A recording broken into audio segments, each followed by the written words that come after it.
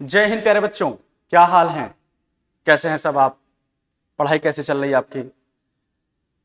चलें, तो आज बेटा थंबनेल देख करके पता लग रहा होगा नीट 2025 200 डेज आपको दिखाई पड़ रहा है।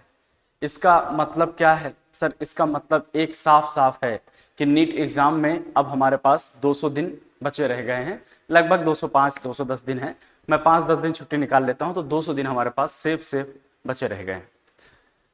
सर 200 दिन एग्जाम के हैं और अब एग्जाम का जो लास्ट ईयर का कट ऑफ देख रहे हैं आप, 650 पार गया था। क्या उस 650 पार कट ऑफ को पाने के लिए हमें इतना समय एनफ है? तो बच्चे 200 दिन आपके सिलेक्शन के लिए मोर देन सफिशिएंट टाइम है। जो अभी जीरो से शुरू करने जा रहे हैं या जिन्होंने शुरुआत कर दी है, आप सब के लिए ये मोर देन एनफ टाइम है। जो सिलेक्शन चाहते हैं, जो सीरियस एस्पिरेंट है उनके लिए, और जो सिलेक्शन नहीं चाहते हैं उनके लिए तो सदियां कम पड़ जाती हैं।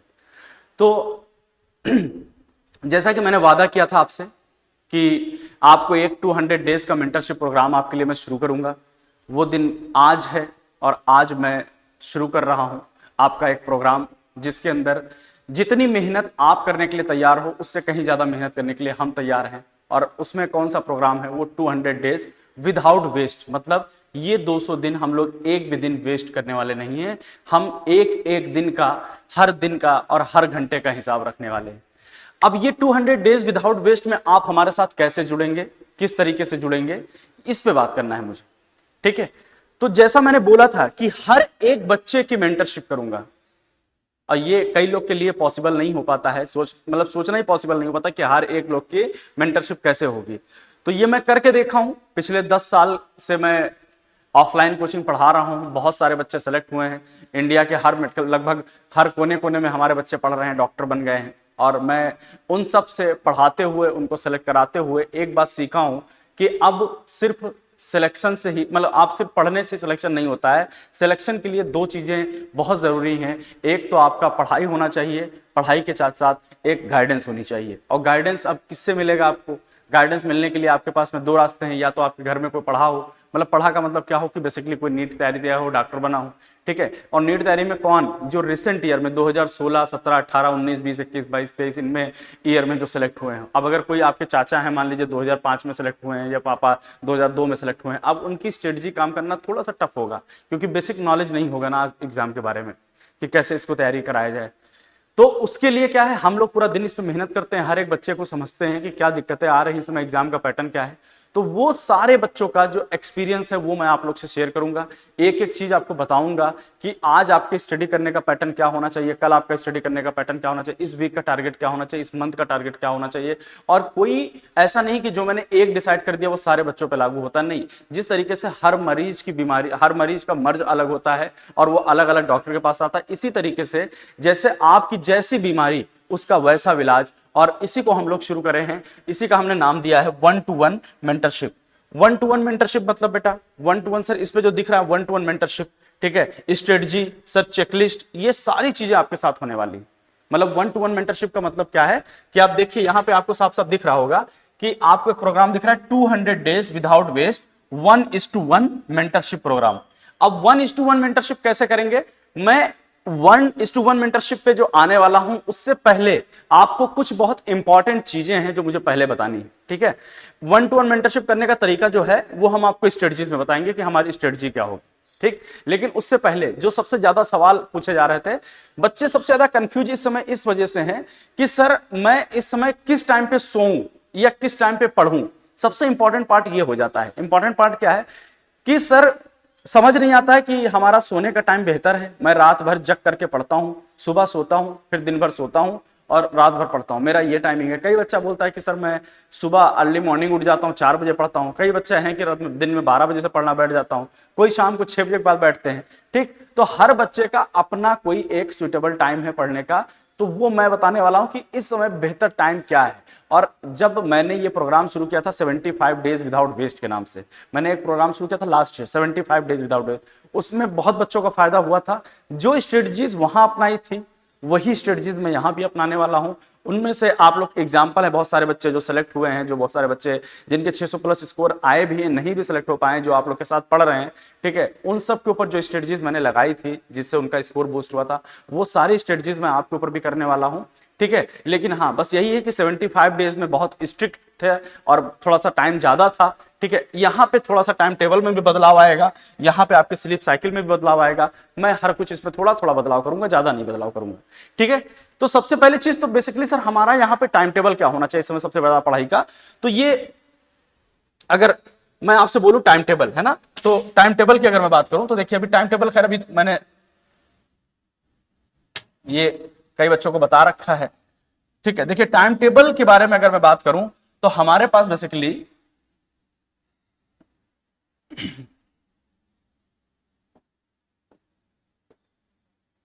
देखें, हमारे पास जो टाइम टेबल होगा सर, यहां पे हम अपने टाइम टेबल को 3 पार्ट में डिवाइड करेंगे।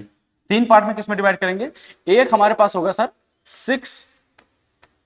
6 घंटा, फिर 6 घंटा, मतलब 3 पार्ट नहीं 4 पार्ट में बेसिकली है ना, 4 पार्ट में 6 आवर है ना, और इधर भी 6 आवर।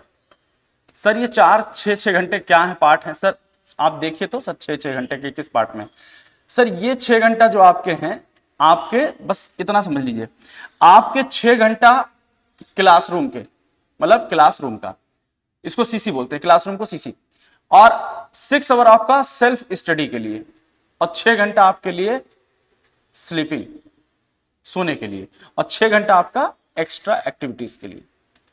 सर 4 पार्ट में हो गया। हाँ सर मुझे ज्यादा नहीं चाहिए, मुझे सिर्फ 12 आवर चाहिए आपके पढ़ाई का, 12 आवर, ठीक।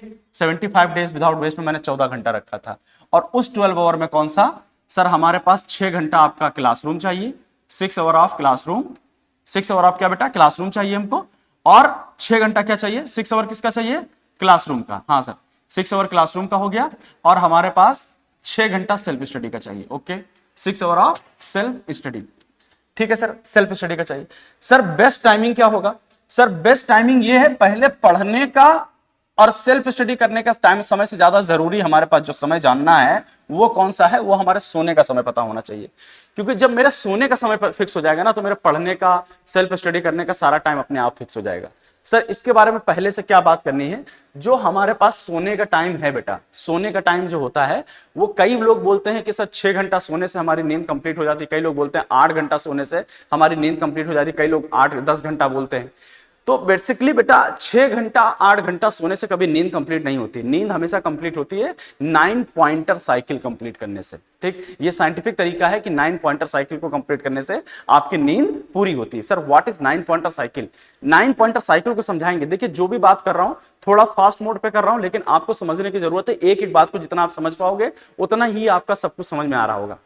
देखिए 9 पॉइंटर साइकिल जो होता है, सबसे इंपॉर्टेंट है हमारे पास क्या, 9 पॉइंटर साइकिल, मतलब आपको सोने के लिए आप चाहे दिन में सो चाहे रात में सो, आपका टाइमिंग जो है स्लीप साइकिल वो 9 पॉइंटर का होना चाहिए। 9 पॉइंटर क्या है, बेसिकली मैं बात करूं तो हर बच्चे का जो टाइमिंग होता है, सोने का टाइमिंग होता है, कोई बच्चा 5 बजे शाम को तो सोता नहीं होगा, जनरली 8 बजे के बाद 9 बजे के बाद, जो बच्चे गांव से बिलोंग करते हैं या जो मतलब एकदम थोड़ा सा शहर से दूर रहते हैं, वहां पे ज्यादातर होता है कि रात में 8-9 बजे लोग सो जाते हैं और अर्ली मॉर्निंग उठते हैं।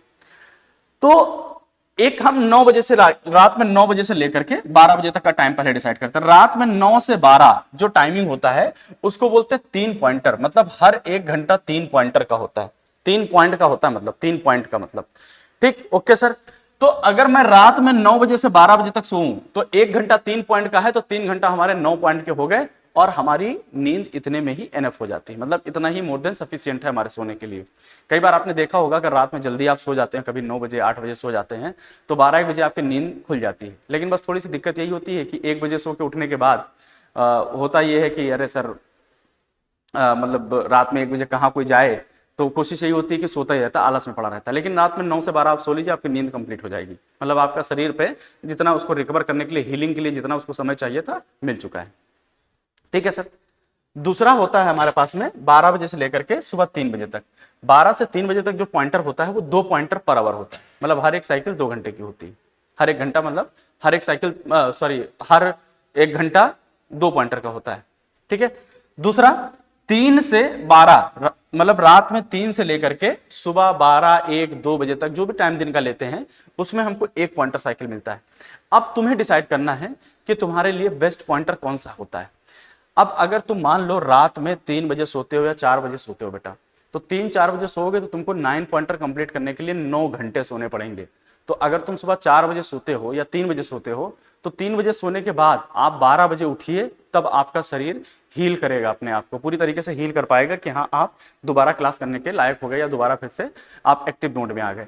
लेकिन होता क्या है, 3 बजे हम सोते हैं फिर 10 बजे उठ जाते हैं, तो हमें हमेशा थकान सी महसूस होती है, वीकनेस आती है और नींद कंप्लीट नहीं होता, समझ में कम होता है। ये सारी चीजें आपके साथ चल रही होती हैं और आप इसको समझ नहीं पाते हो और आपको लगता है सर 3 बजे सोए थे, 10 बजे उठे हैं, 7 घंटा सोए हैं, तब भी मेरी नींद कंप्लीट नहीं हुई। ठीक, तो उसके पीछे रीजन ये है। ठीक, 12 से 3 में 2 पॉइंटर मिलता है। अब हम आपको सबसे सुटेबल टाइम बताने वाले हैं कि जिससे आपको सोने का टाइम सबसे बढ़िया हो सकता है। सबसे सुटेबल टाइम आपके सेल्फ स्टडी का और सोने का। तो सबसे सुटेबल टाइम हमारा कौन सा होगा सर? आपका एक बात समझिए सर, यहाँ पे हमारे पास एक टाइमिंग होती है रात में 12 बजे। रात में 12 से 3 तक अगर आप सोते हैं, 12 से 3 तक, तो 6 पॉइंटर तो इधर मिल जाता है, क्योंकि 2 पॉइंटर हर घंटा 2 पॉइंटर का होता है। तो 12 से 3 पे 6 पॉइंटर इधर मिल गए और 3 बजे से 6 बजे तक और 3 घंटा इधर एक्स्ट्रा, तो ये कितना मिल गया? 3 पॉइंटर। तो कुल मिलाकर के हमारे पास कितने पॉइंटर आ गए? 9 पॉइंटर।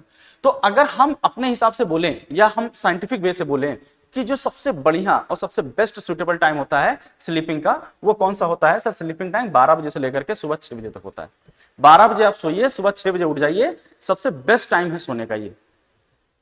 ठीक, अब अगर ये आपने टाइम डिसाइड कर लिया, मैं कोशिश करता हूं कि हर बच्चे से यही बोलूं कि आप यही टाइम को डिसाइड कर लीजिए। अगर ये टाइम आपने डिसाइड कर लिया है तो ज्यादा आपको मतलब आनंद आएगा सोने में। ठीक है, ज्यादा आनंद आएगा सोने में भी और ज्यादा आनंद आएगा आपको पढ़ने में भी। जिनका अगर कोई दूसरा टाइम टेबल ले रखे हैं तो वो अलग मसला है, वो अपना चाहे तो चेंज कर सकते हैं या कोशिश करें बदलाव कर लें। अगर नहीं है, मान लीजिए बहुत समय से है, तो फिर आप अपने हिसाब से देख लीजिए कि 9 पॉइंटर आपका कैसे कंप्लीट होता है। ठीक है, उसी हिसाब से आप मैनेज करिए। ठीक, अब वापस आते हैं सर फिर से टाइम टेबल पे। हम किस पे आते हैं वापस? फिर से टाइम टेबल पे आते हैं। सर टाइम टेबल पे आने का मतलब क्या है? टाइम टेबल पे सर जो अभी हमने कहा था ना कि आपका सोने का टाइम, उठने का टाइम कैसे डिसाइड होगा? सर अगर 6 घंटा आपका क्लासरूम है, अगर 6 घंटा आपका क्लासरूम है, तो आप ये मान के चलिए कि आपके पास जो अब टाइम टेबल होना चाहिए वो क्या होना चाहिए? तो सर टाइम टेबल क्या होना चाहिए? सर 6 बजे आप सुबह सो के उठ गए, तो 6 बजे से लेकर के 7 बजे तक आपके पास क्या काम होना चाहिए? सर 6 से 7 आपको क्या करना है? फ्रेश होना है, एक्सरसाइज करना है, फ्रेश होना है और एक्सरसाइज करना है। फिर उसके बाद में आपको रेडी हो जाना है पूरा। ठीक है, फ्रेश होना, एक्सरसाइज करना है। 7 से 8 का जो टाइम है बेटा, 7 से 8 का टाइम है, 7 से 8 का जो टाइम है वो किसके लिए रखना है? आप लोग को लिखना है कि उसके लिए मतलब एक होता है ना रट्टाफिकेशन वाला टाइम। जैसे मान लीजिए आपको बायोलॉजी का कोई टॉपिक याद करना है, फिजिक्स का फार्मूला याद करना है, केमिस्ट्री का रिएक्शन याद करना है, तो वो रट्टाफिकेशन का टाइम सुबह 7 से 8 रखिए। मतलब आपको रिवाइज करना है, स्ट्रेटजी बनानी है, ये सब चीज के लिए आप सुबह 7 से 8 बजे का टाइम रखिए। अब 7 से 8 बजे तक रट्टाफिकेशन वाला काम हो गया। फिर 8 बजे से लेकर के आपके पास में 2 बजे तक का टाइम होता है। ठीक है, 8 से 2 तक का आपका क्या टाइम है? आपसे 8 से 2 का टक्का क्या है? आपका ये क्लासरूम टाइमिंग है। आप इसमें अपने क्लासेस कर लीजिए। जो लोग 8 से 2 करते हैं क्लास, वो 8 से 2 क्लास कर लें। जो लोग 2 बजे के बाद करते हैं वो 2 से 8 कर लें, जस्ट उल्टा कर लें, 2 से 8 का क्लास का टाइमिंग कर लें। ठीक, अब 8 से 2 हो गया। फिर यहाँ पे बीच में ही आपको लंच का टाइम बीच में निकालना है, क्योंकि आपको 2 बजे से फिर बैठ जाना पढ़ने के लिए। बीच में 2 बजे से आपको फिर बैठ जाना पढ़ने के लिए। मैं आप उसी में मैनेज कर लीजिए। मैंने कैसे बोला, 2 बजे से लेकर के रात में 12 बजे तक आपके पास में 10 घंटे हैं, 10 आवर हैं आपके पास में अभी भी। और 10 आवर में से मुझे कितना चाहिए? 6 आवर। ठीक, 4 आवर आपके अपने। तो 4 आवर आपके अपने कितना भाई? बीच में 2 ब्रेक ले लिया आधे आधे घंटे का, तो 1 घंटा ये हो गया। डिनर के लिए 8 से 10 का ब्रेक ले लिया, बढ़िया अच्छा खासा ब्रेक हो गया। 3 घंटे का तो ब्रेक बहुत आराम से ले लिया आपने, बहुत आराम से। या मान लीजिए कोई क्लास इधर छुट्टी रह गई थी, अगर बीच में लंच का टाइमिंग लिया तो वो 1 घंटा आपको शाम में आपको प्रॉपर कर लिया। ठीक, तो हमारे पास 6 घंटा ये हो गया आपके सेल्फ स्टडी का, और 4 घंटा इसमें से किसके लिए ले लिया? अपने एक्स्ट्रा एक्टिविटीज के लिए लिए। अभी इतना भी मोर देन सफिशिएंट टाइम है आपके पास में, मोर देन सफिशिएंट टाइम आ रहा है। सर इस 6 घंटे को हम कैसे तोड़ें? सर इस 6 घंटे को आप एक काम करें, बस 3 पार्ट में तोड़ दें। मतलब 1 घंटा फिजिक्स, 1 घंटा केमिस्ट्री, 1 घंटा बायो, ये 3 पार्ट में ये टूट गया। ठीक, अब 3 क्लास होती ना, तो 3 क्लास जो हो रही है, उस 3 क्लास में आपको जो तीनों क्लास है ना, तीनों क्लास का आपको क्या करना पड़ेगा? LOD। LOD का मतलब होता है lecture of the day. Sir ये जितना इंपॉर्टेंट है एक एक घंटा बैकलॉग कंप्लीट करने के लिए या क्वेश्चन का प्रैक्टिस करने के लिए, उससे कहीं ज्यादा इंपॉर्टेंट आपके लिए क्या है, ये एलओडी होता है। सर ये एलओडी बहुत ज्यादा इंपॉर्टेंट क्यों है? Sir lecture of the day है ये क्या है? Lecture of the day. और लेक्चर ऑफ द डे अगर आपने पूरा दिन कुछ पढ़ा है, सुबह अगर मेरी क्लास की है या किसी की भी क्लास की है, और अगर आप शाम को रात में सोने से पहले एक बार उसको रिवाइज नहीं किए, कंठस्थ नहीं किया आपने उसको, तो वो पढ़ना आपका पूरा का पूरा बेकार हो गया। ठीक, तो चाहे सो या ना सो, खाना खाओ या ना खाओ, लेक्चर ऑफ द डी जरूर करके ले जाओ। लेक्चर ऑफ द डी जरूर करना बहुत इंपॉर्टेंट है, मस्ट है एकदम आपके लिए। ठीक, तो हमको ये एक टाइम टेबल प्रॉपर समझ में आ रहा है कि सर 12 बजे तक हम 12 बजे सो जाएंगे, सुबह 6 बजे उठेंगे, 1 घंटा हम मेमोराइज फ्रेश होंगे, 1 घंटा मेमोराइज करेंगे, 8 से 2 क्लास करेंगे, तो हम उसमें 2 से 8 वाली सेल्फ स्टडी करेंगे। अगर 2 से 8 क्लास करेंगे तो सुबह 8 से 2 में सेल्फ स्टडी करेंगे। ये आपके पास में सबसे सुटेबल टाइम होता है। ठीक, बाकी रात में 10 बजे जब सोने जाएंगे तो 10 से 12 हम लोग क्या करेंगे, lecture of the day. Lecture of the day उधर 6 घंटा हम पढ़ लेंगे, 10 से 12 लेक्चर ऑफ द डे करेंगे। ठीक है, एकदम बात क्लियर समझ में आ रही है? सब कुछ नहीं समझ में आ रही? ठीक है, एकदम बिल्कुल प्रॉपर्ली हमारे पास में टाइम टेबल मिल गया। तो हमको क्या क्या मिल गया? एक तो टाइम टेबल मिल गया, दूसरा हमको क्या मिल गया, स्लीपिंग साइकिल मिल गया हमको, और तीसरा हमारे पास क्या है बेटा, तीसरा चीज हमारे पास में क्या, स्ट्रेटजीज। सर अब हमारे पास में स्ट्रेटजी क्या होंगी? तो सर सिलेक्शन लेने की स्ट्रेटजी ये है कि आपका मेंटरशिप होना बहुत जरूरी है। आपका मेंटरशिप, अब मेंटरशिप का मतलब क्या है सर? मेंटरशिप का मतलब तो ये है बेसिकली सर कि आप ये समझिए कि अब आपको 200 दिन कैसे पढ़ना है और 1-to-1 मेंटरशिप होगी कैसे आपसे, 1-to-1 मेंटरशिप कैसे होगी आपको ये समझिए। तो हम अगर 1-to-1 मेंटरशिप की बात करें तो 1-to-1 मेंटरशिप के अंदर जो मैंने बोला था, देखिए आपको क्या करना पड़ेगा सर, यहां पे कुछ इंपॉर्टेंट पार्ट आप देखिए ध्यान से। मैं आपको एक डायरी प्रोग्राम 1-to-1 मेंटरशिप के लिए एक डायरी प्रोग्राम शुरू करता हूं। ये जो बच्चे सेलेक्ट हुए हैं आप उनसे भी पता कर सकते हैं, या जो बच्चे अभी ऑनलाइन हमारे साथ जुड़े हुए हैं उनको मैं डायरी प्रोग्राम करता हूं। ठीक है, डायरी प्रोग्राम आप क्या करेंगे, मैं आपको ये पूरा यही है हमारा 1-to-1 मेंटरशिप प्रोग्राम। आप हमारे ऐप को डाउनलोड करेंगे, ऐप के अंदर, ऐप का नाम क्या है बेटा, बस कुछ नहीं, आपको बस सर्च करना है एनडी सर केमिस्ट्री। आपको एनडी सर केमिस्ट्री आपको सर्च करना है, एनडी सर केमिस्ट्री सर्च करेंगे आपको ऐप आ जाएगा। आप ऐप डाउनलोड करेंगे। ठीक है, आप ऐप डाउनलोड करेंगे, मैं आपको उसी पे एक कोड दे दूंगा, मैं वहां पे आपको एक कोड दे दूंगा। ठीक है, आपको एक कोड दे दूंगा, आपका एक बैच बन जाएगा। जितने भी ऑनलाइन बच्चे हैं या ऑफलाइन बच्चे हैं, मैं सबकी बात कर रहा हूं। ठीक है, मैं आपको एक कोड दूंगा, आपको उस कोड से आपको एक बैच बन जाएगा।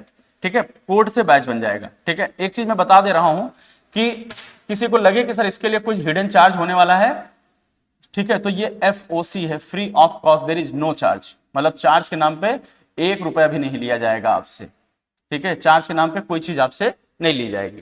ठीक, तो मैं इसलिए बोल रहा हूं ना क्योंकि इसी के नाम पे लोग आपको बेवकूफ बना करके आपसे पैसे लेते हैं कि हम आपका गाइड करेंगे, हम आपको मेंटरशिप करेंगे, 1-to-1 मेंटरशिप करेंगे। ठीक है, मेंटरशिप करने का कोई पैसा नहीं होता, पैसा हमेशा पढ़ाने का होता है। ठीक है, कोई पढ़ाता है, मेहनत करता है तो उसका पैसा होता है। ये तो आपको मैं सलाह दे रहा हूं, गाइडेंस दे रहा हूं आपको। ठीक है, तो आपको क्या करना है, एनडी सर केमिस्ट्री में कोड और बैच बनेगा। जब ये बैच आपको मिल जाएगा, तो आपको करना क्या है, आपको एक डायरी लेनी है। आप अपने पास में एक डायरी रखेंगे, एक डायरी में क्या करना है, ये जैसे डायरी है, ये डायरी है। ठीक, तो समझो, जैसे मैं आज बोलूं कि आज मान लीजिए आज मंडे है ना, आज मान लीजिए मंडे है या मान लीजिए संडे है, जो भी आप डिसाइड करें, जैसे आज मंडे है ना, तो आज जब रात में 12 बजे आप सोने जा रहे होंगे, कहां जा रहे हैं, सोने जा रहे हैं, जब सोने जा रहे हैं तो डायरी पे क्या लिखेंगे, ट्यूसडे, क्योंकि आप मंडे को सोने जा रहे हैं तो ट्यूसडे की आपको ट्यूसडे का टारगेट डिसाइड करना है। ये ट्यूसडे लिखिए आप, ट्यूसडे आपने लिखा, और मान लीजिए जैसे ट्यूसडे है तो ट्यूसडे को मान लीजिए कितना है, 8 अक्टूबर है ना, 8 अक्टूबर है, तो मान लीजिए 8 अक्टूबर है, तो 8 अक्टूबर को आपने क्या लिखा, 8 अक्टूबर 2024 लिखा कि अब हमको कल क्या करना है। तो आज रात में जब सोने जा रहे हैं तो कल की डायरी जब लिखनी, तो लिखना है कि सुबह हमको 8 से 2 बजे तक क्लास करनी है, तो लिखा 8 से लेकर के, ऐसे डायरी में लिखना है पूरा प्रॉपर, 8 से 2 बजे तक आपको क्लास करनी है, आपको 8 से 2 तक क्लास करनी है। तो ये आपने टाइम डाल दिया। ठीक, मतलब मान लीजिए ये येलो पेन से लिखा, तो उसके बाद में फिर जगह छोड़ दिया आपने, ये एक लाइन छोड़ दिया आपने, है ना, एक लाइन पूरी छोड़ दी। ऐसे पूरी डायरी लिखने का तरीका बता रहा हूं, मेंटरशिप कैसे होगी आपकी। तो अब ये डायरी के लिए छोड़ दिया आपने जगह, फिर उसके बाद में क्या करना है, फिर लिखना है कि 2 बजे से लेकर के, मैंने बोला 2 बजे से लेकर के मान लीजिए 3 बजे तक, तो 2 बजे से 3 बजे तक आपको क्या करना है, तो 2 बजे से 3 बजे तक क्या करना है कि सर 2 बजे से 3 बजे तक हमको सर केमिस्ट्री का पूरा लिखना है प्रॉपरली, केमिस्ट्री का, और क्या, केमिस्ट्री के मोल कॉन्सेप्ट के क्वेश्चंस लगाने हैं, केमिस्ट्री मोल कॉन्सेप्ट, और केमिस्ट्री का मोल कॉन्सेप्ट मॉड्यूल से हमारे, और उसमें मतलब मान लीजिए केमिस्ट्री का मोल कॉन्सेप्ट मॉड्यूल से हमारे क्वेश्चन लगाने, तो मॉड्यूल से क्वेश्चन नंबर कहां से, 1 घंटे का टाइम है तो क्वेश्चन नंबर 30 से लेकर के 60 तक हमको लगाना है, ये पूरा प्रॉपर लिख दिया है। ठीक सर, 3 से 4 क्या करना है, तो 3 से 4 हमको क्या करना है सर, बायो का लेक्चर रिवाइज करना है, बायो का थ्योरी हमको रिवाइज करना है, मान लो बायो थ्योरी रिवाइज करना है, और वो भी किस चैप्टर का, तो लिख दिया हमने कि microbes in human welfare, sir ये टॉपिक हमको रिवाइज करना है। ठीक है सर, ये हो गया। फिर उसके बाद में 4 से 6 क्या करना है सर, 4 से 6 क्या करना है, तो 4 से 6 क्या करना है, तो ऐसे 4 से 6 पे भी ऐसे हमने लिख दिया कि मुझे ये काम करना है। अब ये लिख करके हम डायरी सो गए, ये डायरी लिख करके हम सो गए। अब जब डायरी लिख करके सो गए, तो जब दूसरे दिन सुबह उठे, अब सुबह दूसरे दिन उठे, तो आपको सुबह उठ करके ये डिसाइड नहीं करना है कि अब आज क्या करना है हमको, आज हमको क्या करना है, आपको डायरी में प्री डिसाइडेड है कि आपके पास शेड्यूल बना हुआ है कि कल आपको आज करना क्या है, तो आप क्या करेंगे, आप यहां से लिखना शुरू करेंगे, आप यहां से लिखना शुरू करेंगे। मान लीजिए 8 से 2 जब क्लास हुई, 8 से 2 जब क्लास हुई, और जब आप ट्यूसडे को सोने जाएंगे तो आप वेडनेसडे की डायरी लिखेंगे, ट्यूसडे को जब सोने जाएंगे तो वेडनेसडे की डायरी लिखना शुरू करेंगे। तो जब वेडनेसडे की डायरी लिख रहे होंगे कि अब क्या करना है, तो वेडनेसडे की डायरी में आप मान लीजिए 9 अक्टूबर 2024 की डायरी लिख रहे हैं। ठीक है, तो 9 अक्टूबर 2024 की जब डायरी लिख रहे होंगे तो इसको पहले चेक करेंगे कि क्या मैंने आज किया क्लास। तो 8 से 2 बजे तक अगर क्लास था, मान लीजिए तुमने मतलब क्लास पूरी अटेंड की, तो उस पर साफ साफ लिख लिया, हाँ मैंने क्लास अटेंड कर लिया, हाँ क्लास अच्छी हुई, पूरा लिखना है, जरूर लिखना है ये, हाँ क्लास अच्छी हुई। मान लो ना अच्छी हुई होती तो ये बेटा तुम्हारी ईमानदारी है, आप उस पर लिख दीजिए, इसको काट दीजिए, हाँ अच्छी हुई है। और अगर नहीं अच्छी हुई है तो आप इस पे डायरी में क्या लिख देते कि क्लास में नींद आ रही थी, प्रॉपर लिख दीजिए कि क्लास में नींद आ रही थी, या लिख दीजिए कि क्लास में मजा नहीं आया, क्लास में नींद आ रही थी, या फिर मतलब तबीयत खराब थी, जो भी चीजें आप लिख दीजिए। मान लीजिए केमिस्ट्री 2 से 3 है, अब केमिस्ट्री तुमने पढ़ा, अब केमिस्ट्री के अंदर तुमको चीजें मोल कॉन्सेप्ट करना, तो क्वेश्चन नंबर 30 से 60 तक अब हो गया तो लिख दीजिए यस कंप्लीटेड, और अगर नहीं हुआ है तो प्रॉपरली क्या करेंगे, लिख देंगे कि नॉट कंप्लीटेड, मान लीजिए किसी का नॉट कंप्लीटेड, और रीजन लिखेंगे नॉट कंप्लीटेड। रीजन क्या है, रीजन क्या होता है बेटा, जैसे आपको मान लीजिए किसी का फोन आ गया था तो लिख दीजिए, जैसे मान लीजिए मैंने एनडी सर का फोन आ गया था, तो आप साफ साफ लिख दीजिए कि एनडी सर के फोन आने की वजह से मैं ये टारगेट कंप्लीट नहीं कर पाया।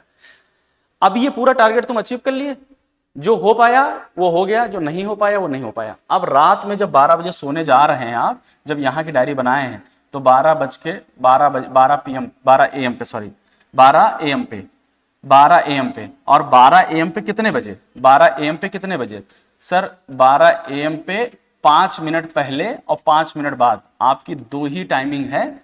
ठीक है, आपकी 2 टाइमिंग है, 12 बजे से 5 मिनट पहले 5 मिनट बाद तक आप ये डायरी को हमारे मेंटर वाले ग्रुप में भेज देंगे, हमारे मेंटर वाले ग्रुप में भेज देंगे। अब मेंटर वाले ग्रुप में क्या होगा, 50-50 बच्चों का मेंटर्स ग्रुप बना दिया है हमने, 50-50 बच्चों का मेंटर ग्रुप बना दिया है। 50-50 बच्चों का मेंटर ग्रुप से सर फायदा क्या है, हर 50 बच्चे की डायरी रात में 12 से 1 के बीच में हम चेक कर लेंगे, जिसकी जो गलती हुई है, तुम्हारे अंदर क्या गलती चल रही है क्या नहीं चल रही, वो आधा 1 घंटे का टाइम रात में 12 से 1 बजे का वो हमने आपके लिए रख रखा है। अब 12 से 1 बजे जो जिसकी गलती हुई है, हर एक बच्चे को उसी ग्रुप में 50-50 के ग्रुप में मैसेज आ जाएगा कि हाँ सर ये आपको कर लेना है, ये आपको बेटा आपसे ये गलती हो रही, आपको ये सुधार करनी है, आपसे ये गलती हो रही, आपसे ये सुधार करनी है। अगर किसी को कुछ पर्सनली बात करनी है तो हमसे पर्सनली बात भी कर सकता है। ठीक, हाँ अब ये भी है कि पॉसिबल ये कम है हमारे पास में, पॉसिबिलिटीज हमारे पास कम है कि हम इतने बच्चों को कैसे मेंटरशिप करेंगे, मान लीजिए 2-4 हजार बच्चा हो हमारे पास तो कैसे करेंगे।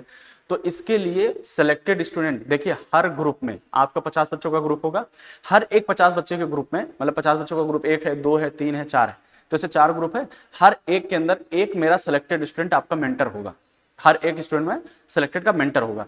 ठीक, स्टार्टिंग के जो 2 ग्रुप हैं, स्टार्टिंग के जो 2 ग्रुप जो सबसे पहले बनेंगे, मेंटर बैच 1 जो ऑलरेडी बन चुका है, और मेंटर बैच 2, ठीक, और मेंटर बैच 3 तक मैं बोल रहा हूं, 150 बच्चों तक, 150 बच्चों का मेंटर मैं ही हूंगा, सिर्फ और सिर्फ मैं ही हूंगा। ठीक, मेंटर मैं ही हूंगा, और बाकी जो ग्रुप हैं उस ग्रुप में, सारे ग्रुप में मतलब सिलेक्टेड स्टूडेंट होंगे, उसका मेंटरशिप उसमें मैं भी हूंगा। तुम्हें कोई दिक्कत होती है तो वो सारे ग्रुप में मतलब एक एक मेंटर हैं, एक एक मेंटर है, आपको कोई परेशानी होगी तो वो खुद भी बता देंगे, और नहीं कुछ होता है तो मैं डिस्कस करूंगा। ठीक।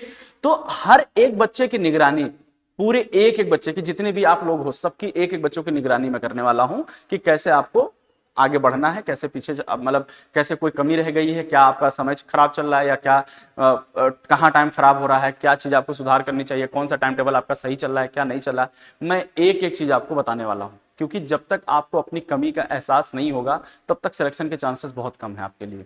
ठीक। और दूसरी चीज, सबसे बढ़िया चीज क्या होती है, जो बच्चे डायरी लिखते हैं वो लोग जरा सा कमेंट जरूर करेंगे आज कि जो भी बच्चे मेरा वीडियो देख रहे हैं वो लोग यूट्यूब पे कमेंट जरूर करेंगे कि आपको डायरी से क्या क्या फायदा हुआ है। जो सेलेक्ट हो गए वो भी जरूर आकर के कमेंट करेंगे अगर वीडियो देख रहे हैं हमारी, कि आपको डायरी से फायदा हुआ है कि नहीं हुआ है। ठीक। और यहाँ पे एक बात और लिखेंगे, जब डायरी पूरी लिखेंगे तो यहाँ पे रिमार्क डालेंगे, आज पूरे दिन का रिमार्क, कि आज आपको कैसा लग रहा है, आपको कैसा लग रहा है, मतलब आज पूरा दिन पढ़ करके आपको अच्छा फील हो रहा है, आपको कितने परसेंट इफिशिएंसी लग रही है, कितने परसेंट इफिशिएंसी नहीं आई है। दूसरा चीज क्या लिखना है, यहीं पे एक नीचे पॉइंट लिखना है, फिजिक्स और केमिस्ट्री और बायोलॉजी। आपने फिजिक्स के कितने क्वेश्चन किए, केमिस्ट्री का अगर मान लीजिए 0 क्वेश्चन किया तो 0, अगर 50 किया तो 50, अगर 10 किया तो 10, ऐसे सब लिख देना है। ठीक। यहाँ पे आपको एक चीज और लिखना है, सेल्फ स्टडी कितना किया है तुमने, सोया कितना है, तुम वेस्ट कितना किए हो। अगर मान लीजिए सेल्फ स्टडी 4 घंटा किया तो 4 घंटा ये लिखा, सोने का तुम्हारा 6 घंटा टाइम था, अगर 8 घंटा लिखा तो तुमने 8 घंटा लिख देना है। अगर तुम्हें एक्स्ट्रा एक्टिविटीज के लिए 6 घंटा था, तुमने सेल्फ स्टडी अपने नींद के समय में से निकाल कर अगर 2 घंटा एक्स्ट्रा वेस्ट किया है तो उसको भी आपको 2 घंटा लिख देना है। ये हमारा है पर्सनली मेंटरशिप, जिसको हम लोग बोलेंगे 1-to-1 मेंटरशिप या कह सकते हैं, यही गाइडेंस हमको देना था आप लोग को, जो ये कल मंडे है और कल मंडे से हम लोग शुरू करेंगे। ठीक। ये तो रही हमारी स्ट्रेटजी जो आपके साथ करने वाले हैं। अब सर मसला ये आता है कि सर ये तो आप गाइड करेंगे, तो गाइड करने के साथ सर पढ़ाएंगे भी तो? हाँ बेटा बिल्कुल, अगर मैं टीचर हूं केमिस्ट्री का तो आपको पढ़ाऊंगा भी, और पढ़ाने के लिए भी मैंने बोला था आपको कि पढ़ाने के लिए भी हमारे पास में कोई एज सच फीस की कोई चार्जेस नहीं है। हमारे फीस की चार्जेस मतलब क्या, मैं सब कुछ आप लोग को फ्री पढ़ाने वाला हूँ, सब कुछ फ्री पढ़ाने वाला हूँ। अब सब कुछ मैं क्या फ्री पढ़ाने वाला हूँ सर, फिजिक्स पढ़ाऊंगा, केमिस्ट्री पढ़ाऊंगा या बायोलॉजी पढ़ाऊंगा, क्या पढ़ाऊंगा, तो बेसिकली केमिस्ट्री की ही बात करेंगे हम लोग। लेकिन एक चीज समझो, ये कैसे पता चलेगा कि ये सिलेक्शन के लिए हमारे पास सर हमने जितना पढ़ना था पढ़ लिया, ये हो गया कि नहीं हो गया। या मान लीजिए हमने एक चैप्टर पढ़ा है, मोल कॉन्सेप्ट पढ़ा है, हमको कैसे डिसाइड होगा सर ये मोल कॉन्सेप्ट तैयार हो गया कि नहीं तैयार हुआ है। ठीक। तो उसको एक एग्जाम्पल से समझते हैं। हमारे पास जैसे एक बात बताएं आपसे कि जब आप एक छोटी सी बात है कि जब आप मुंबई जाना चाहते हैं, अगर मुंबई आपको जाना है,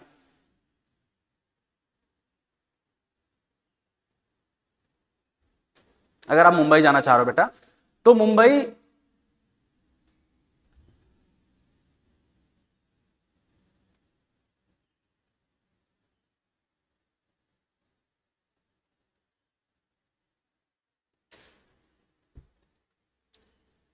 हाँ, तो जैसे आप मुंबई जाना चाह रहे हो, तो मुंबई जाने के लिए आपको क्या करना पड़ेगा, एक सिंपल बात है, मुंबई जाने के लिए आपको अगर जाना है तो पहले से आपको प्लान करना पड़ेगा कि सर मुझे वो चाहिए, एक टिकट चाहिए होगा। ठीक है, टिकट चाहिए होगा, टिकट चाहने के साथ साथ आपको बैग चाहिए होगा, बैग में कपड़े होने चाहिए, है ना, और फिर उसके बाद में हमारे पास ब्रश मंजन होना चाहिए, थोड़े से जेब में पैसे होने चाहिए, तब तो हम जाएंगे तैयार होकर के कि हाँ हमको अब सिलेक्शन मतलब वहां पे जाना है। उसी तरीके से अगर आपको लगता है कि आपने कोई चैप्टर तैयार कर लिया है, तो आपको कब पता होगा कि आपने मोल कॉन्सेप्ट तैयार कर लिया है, आपको पता तो होना चाहिए मोल कॉन्सेप्ट तैयार कब हुआ है।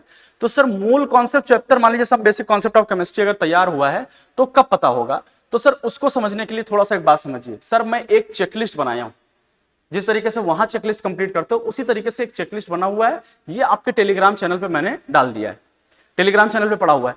सर चेकलिस्ट क्या है, सर चेकलिस्ट अगर आप देखना चाहते हैं तो चेकलिस्ट का मतलब क्या है कि अगर आपको एक चैप्टर है कि एटॉमिक स्ट्रक्चर आपने पढ़ा है, तो वो एटॉमिक स्ट्रक्चर आपका कंप्लीट हुआ है कि नहीं हुआ, अगर ये बात समझना चाहते हो तो सर उस चेकलिस्ट के अंदर सबसे इंपॉर्टेंट पार्ट है कि अगर ये 2 4 5 चीजें जो आपको दे रखी है, अगर आपने इसको नहीं किया है तो आपका चेकलिस्ट कंप्लीट नहीं हुआ। मतलब अगर आपको स्ट्रक्चर ऑफ एटम की बात कर रखा है तो स्ट्रक्चर ऑफ एटम में सबसे पहला चीज है कि कॉन्सेप्चुअल नोट्स आपका तैयार होना चाहिए। ठीक। और सर उसके साथ में एनसीईआरटी लाइन बाय लाइन भी आपकी कंप्लीट होनी चाहिए।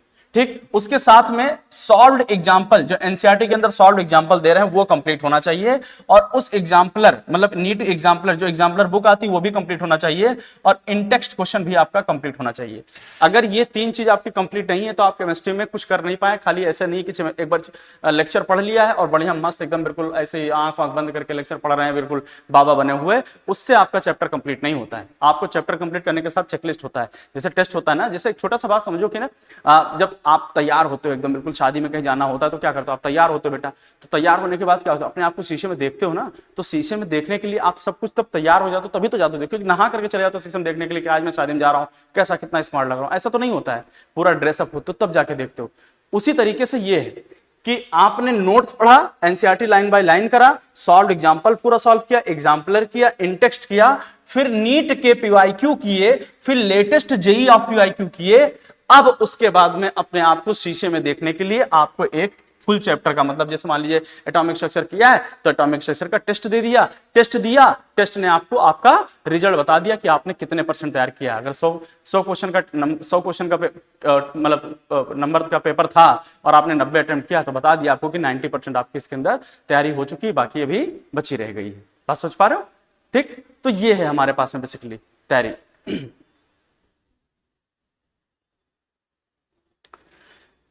तो अब आगे उसके बाद में बात करते हैं हम लोग, उसके बाद में देखते हैं बेटा। अब हमारे पास में देखो, ये हमारे पास में केमिस्ट्री की चेकलिस्ट है और उसके बाद में यहीं पे हमारे पास में एक फिजिक्स की भी चेकलिस्ट आ जाती है। ठीक है, फिजिक्स की चेकलिस्ट है इसके अंदर और बायोलॉजी की भी चेकलिस्ट है, सारी चेकलिस्ट एक साथ मैं आपको दिखाते रहा हूं। ये देखिए,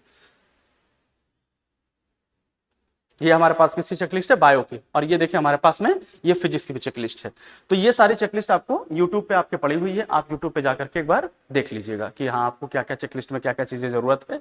ठीक है, वो सारी चीजें बना रखी, जैसे मान लीजिए फिजिक्स है तो फिजिक्स में कॉन्सेप्ट चाहिए, फार्मूला चाहिए और लगभग 100 क्वेश्चन तो प्रैक्टिस चाहिए, solve example, exemplar, NEET PYQ, latest JEE of PYQ और फुल चैप्टर के टेस्ट इसके अंदर भी। ठीक है, और अब उसके बाद में देखिए, और इसके बाद में अब उसके बाद में जैसे जो हमने बोला है कि हमें क्या पढ़ना है और हमें क्या पढ़ाना है आपको, तो सबसे इंपॉर्टेंट है बेटा कि जो मैंने बोला ना कि कॉन्सेप्ट नोट्स आपको मैं पढ़ाने वाला हूं। मैं नोट्स और एनसीईआरटी की हर लाइन का मिक्स करके एक कॉन्सेप्चुअल वीडियो आप लोग के लेके आ रहा हूं मंडे टू फ्राइडे। हर मंडे टू फ्राइडे रात में 8 बजे आपका एक लेक्चर आएगा। ठीक है, मंडे टू फ्राइडे एक लेक्चर आएगा जिसके अंदर हम आपको ये हर एक कॉन्सेप्ट पे डिस्कशन कर रहे होंगे, हर एक कॉन्सेप्ट पे डिस्कस चल रहा होगा, एनसीईआरटी की हर लाइन। ठीक है, एनसीईआरटी की हर लाइन डिस्कस कर रहे हैं। उसी के साथ में हम इसके साथ क्या करेंगे बेटा, जब ये पूरा पढ़ाया तो एनसीईआरटी एग्जाम्पलर जो मेरा चेकलिस्ट है ना, मैं इसका चेकलिस्ट उसी जब मंडे टू फ्राइडे पढ़ाऊंगा तो उसके बीच में किसी एक दिन या सैटरडे को एनसीईआरटी का एग्जाम्पलर भी आपको सॉल्व करा दूंगा जितने भी क्वेश्चन है। एनसीईआरटी एग्जाम्पलर के साथ साथ आपको नीट पीआईक्यू का भी क्वेश्चन मुझे कराना है, नीट पीआईक्यू भी कराऊंगा। उसके साथ साथ आपको हर रेडॉक्स रिएक्शन है, जैसे मान लीजिए इसके असर्शन रीजन जो आज का लेटेस्ट पैटर्न है, 30 क्वेश्चन असर्शन रीजन या स्टेटमेंट वाइज आपको चैप्टर वाइज मैं करवाने वाला हूं। ठीक है, चैप्टर वाइज क्वेश्चन कराने वाला हूं, तो ये बात समझ लो। ठीक, तो क्या क्या पढ़ना है, क्या क्या पढ़ाना है मुझे, मैं आपको बेसिकली एनसीईआरटी की हर लाइन और दूसरी चीज क्या, फिर एनसीईआरटी एग्जाम्पलर, फिर तीसरी चीज हमारे पास क्या है नीट पीआईक्यू के क्वेश्चंस, और फिर उसके बाद में रिडॉक्स रिएक्शन, रिडॉक्स रिएक्शन के अंदर वो भी क्या, सॉरी रिडॉक्स कह रहा हूं, असर्शन रीजन, और उसके साथ साथ में ये जितनी भी प्रैक्टिकल केमिस्ट्री हमारे पास में जो आपको बेसिकली अलग अलग से पढ़ना होता था, पूरी प्रैक्टिकल केमिस्ट्री का आपका पूरा ये सारी अलग अलग प्लेलिस्ट आपके लिए बन के मिलेगी आपको। ठीक है, और ये मंडे टू फ्राइडे सब, और 10 मिनट कॉन्सेप्ट, जैसे एक ऑक्सी एसिड है मान लीजिए, एक अलग कॉन्सेप्ट है, तो 10 इन फॉर्म ऑफ क्वेश्चन, ये आपने वीडियो पे देखा होगा, यूट्यूब पे पढ़ रखा है, ऑक्सी एसिड मैंने लास्ट ईयर पढ़ाया भी था। मतलब मैं 10 मिनट के अंदर एक एक कॉन्सेप्ट को तैयार करने वाला हूं कि 10 मिनट के अंदर मान लो ऑक्सी एसिड हो गया, 10 मिनट के अंदर डायपोल मोमेंट, 10 मिनट के अंदर फजांस रूल, ठीक है, 10 मिनट के अंदर मान लीजिए बफर सॉल्यूशन क्या होता है, 10 मिनट के लिए एसिड बेस कॉन्सेप्ट क्या है, 10 मिनट के अंदर ही पूरा, मतलब जिसको लगता है कि सर मेरा ये टॉपिक कमजोर है तो जाके आप प्लेलिस्ट में देखिए, आपको वो टॉपिक मिल जाएगा, आप उसको क्वेश्चन कर लीजिए, और वो सब क्वेश्चंस के फॉर्म में है प्रैक्टिस के लिए। आपके कोई टॉपिक कमजोर है, पूरा चैप्टर नहीं पढ़ना, वो टॉपिक पढ़िए, आपका तैयार। ठीक, इसी के साथ आपका एक टेस्ट होगा हर संडे को, जो ऑनलाइन और ऑफलाइन दोनों मोड पे अवेलेबल है। जो बच्चे लखनऊ में हैं वो ऑफलाइन आके टेस्ट दे सकते हैं, जो बच्चे लखनऊ से बाहर हैं, जो मतलब इधर उधर हैं, वो ऑनलाइन हमारे ऐप पे ही टेस्ट भी दे सकते हैं। हर संडे को टेस्ट कराने वाला हूं। और इसके साथ साथ क्या होगा बेटा, 1 मिनट के अंदर नेम रिएक्शन, अभी से ही नेम रिएक्शन करना शुरू कर देंगे। तो ये लगभग मिलाकर के हफ्ते में आपको, मुझे सिर्फ आपको ज्यादातर मुझे जो मैं टाइम लेने वाला हूं आपका रात में 8 से 10, जो आपके डिनर का टाइम है, मैं उसी में से थोड़ा टाइम आपका लूंगा, क्योंकि डिनर का टाइम बहुत अच्छा होता है ना, खाते खाते आप हमारा चीजें भी देख लीजिए उसी के साथ, है ना। तो आपके डिनर के टाइम में से 1 घंटा एक्स्ट्रा मुझे दे दीजिए। ठीक है, उसके अंदर मैं इस बात का वादा करता हूं कि पूरी केमिस्ट्री जिन बच्चों ने भी जितना भी कराया है, जो बच्चे हमारे पास पढ़ रहे हैं, मैक्सिमम बच्चे ऐसे हैं जिनके स्कोर सिलेक्शन हुआ हो या ना हुआ हो, इस बार का तो अलग मसला है, क्योंकि इस बार के रिजल्ट को ना तो हम माने थे, ना मान रहे हैं, ना मानेंगे। ठीक, जिन बच्चे 610 प्लस वाले थे, इस बार जिसका भी 600 प्लस स्कोर है, वो सारे बच्चे डिजर्विंग कैंडिडेट हैं और वो डॉक्टर बनने लायक हैं। ऐसा कि नहीं कि वो डॉक्टर बनने लायक नहीं है, लेकिन किसी कारणवश जिनका भी सिलेक्शन रुका है और जितने भी बच्चे मेरे पास थे, लगभग बहुत सारे बच्चे ऐसे रहे होंगे जिनके 160, 170, 180 स्कोर रहा है, और उनको अलग से कुछ नहीं कराया गया। जितने कॉन्सेप्ट मैं आज ऑनलाइन करा रहा हूँ यही मैं ऑफलाइन भी कराता था। ठीक, तो आप जुड़िए हमारे साथ में, आपको पूरा YouTube पे सब कुछ आपको अपडेट कर दिया जाएगा, और आपको पूरा ऐप पे सब कुछ दे दिया जाएगा। ठीक है, और सब कुछ आपको मिलेगा, जो केमिस्ट्री के अंदर रिक्वायरमेंट है उससे कहीं ज़्यादा मिलेगा। और बहुत ज़्यादा आपको समय नहीं देना मुझे, सिर्फ 2 घंटा रोज का दे दीजिए, आपकी केमिस्ट्री में वादा है कि आपका स्कोर कहीं भी घटने वाला नहीं है। ठीक है, तो वीडियो थोड़ी लंबी हो गई है और बहुत चीज़ें इसमें मैंने बताई है आपसे। ठीक, तो जो मैं बताया हूँ आपको वो मैं पूरा कराने वाला हूँ। तो कल मंडे से हम लोग ये सारी चीज़ें शुरू करने वाले हैं। तो आप लोग तैयार हो जाइए, कमर कस लीजिए। ठीक है, और ये बात ध्यान रखिएगा, आपके साथ जो आपका पायलट या कह सकते हो अपना आपका ड्राइवर या आपका गाइड या आपके टीचर या आपके मेंटर हैं, ये किसी भी तरीके से कमज़ोर नहीं है। जब हम इतनी परेशानियों के बाद एक निखर करके वापस आए हैं, तो आप समझ लीजिए कि आपके सिलेक्शन के लिए एक कदम अगर आप चलेंगे तो मैं आपसे 2 कदम तेज चलने के लिए तैयार हूँ। मैं आपसे तेज चलूंगा, 2 कदम चलूंगा, बस आप हाथ पकड़ लीजिए और साथ में दौड़ना शुरू कर दीजिए। ठीक है, तो आज मैं यहीं समाप्त करता हूँ बेटा अपने इस लेक्चर को, और मिलते हैं नए एपिसोड में। ठीक है, नए चैप्टर के साथ। Thank you so much everyone.